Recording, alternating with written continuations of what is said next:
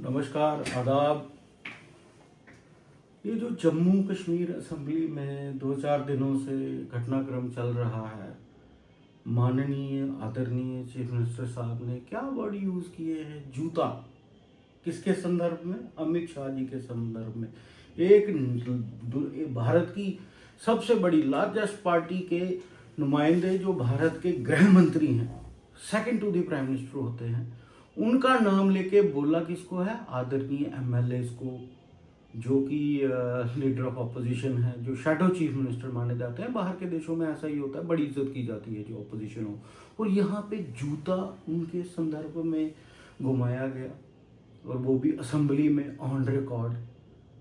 ये बहुत निंदनीय है। ऐसे अल्फाज आप एक इलेक्टेड चीफ मिनिस्टर हैं, आपको एक पढ़ा लिखा ज़हीन आदमी माना जाता है, आप ये यूज़ करेंगे।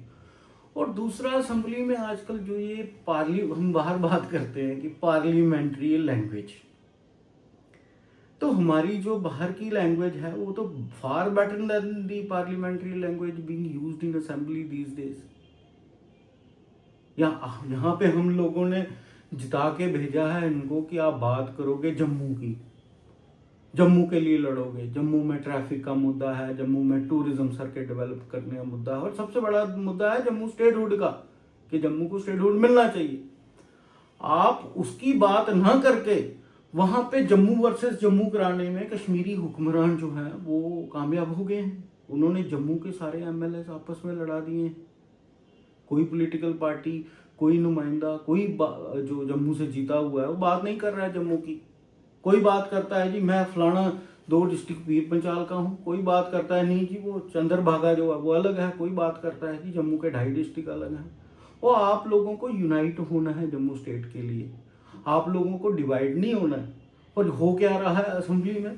2 लाइनें कहूँगा, ये तेरा क्रैशर है, ये मेरा क्रैशर है, इसकी बुनियादों में है डोगरों का निचोड़ा हुआ लहू। ये तेरा क्रैशर है, ये मेरा क्रैशर है।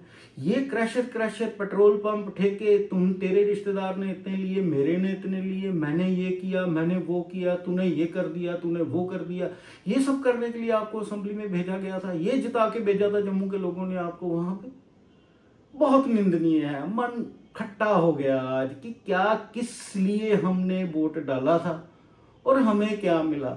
मतलब आप कैसे पुतले बन गए हो कश्मीरी हुक्मरानों के हाथों कि आप आपस में घर घर की लड़ाई अब असेंबली में लड़ी जा रही है।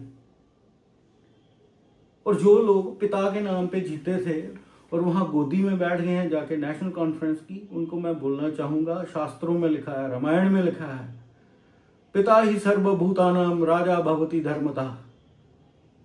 अगर आप पिता को ही छोड़ के अब पिता की जो कमाई हुई विरासत जिससे आप जीते हो, वैसा लीडर जम्मू में आना बहुत मुश्किल है। सदियों में ऐसा लीडर आता है, उसके नाम पे आप जीत के जाके बैठ जाओगे उनकी गोदी में, जो हमेशा से 80 साल से खून चूस रहे हैं जम्मू का।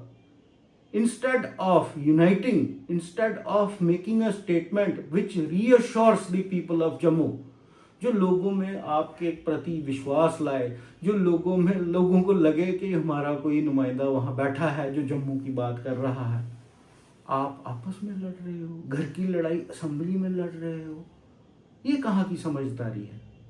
और वहां पे बात क्या की जा रही है? ये तेरा क्रैशर है, ये मेरा क्रैशर है, इसकी बुनियादों में है डोगरों का निचोड़ा हुआ लहू। ये आप डोगरों के निचोड़े हुए लहू से जो आपने असासे, अपने एसेट बनाए हैं ना, ये भुगतना पड़ेगा आपको एक दिन। ऐसा नहीं चलेगा, ऐसा नहीं चलेगा। और जम्मू के लोगों को हम खासकर वो पीर की गली से लेके बनी बसोली और लखनपुर से लेके बनहाल तक हम सब लोगों को यूनाइट होना पड़ेगा। जम्मू स्टेट ही एक सल्यूशन है। ये जो एनार्की, ये जो केओस, ये जो बिल्कुल वो फिजिक्स में कहते हैं स्टेट ऑफ एंट्रोपी फैला के रखी है इन्होंने पूरे जम्मू कश्मीर में, इसका एक ही सल्यूशन है, जम्मू को अलग करो। फिर आपने जो करना है आपने आपस में फिर वो आप करो, लेकिन जम्मू के साथ हम नाइंसाफी टॉलरेट नहीं करेंगे।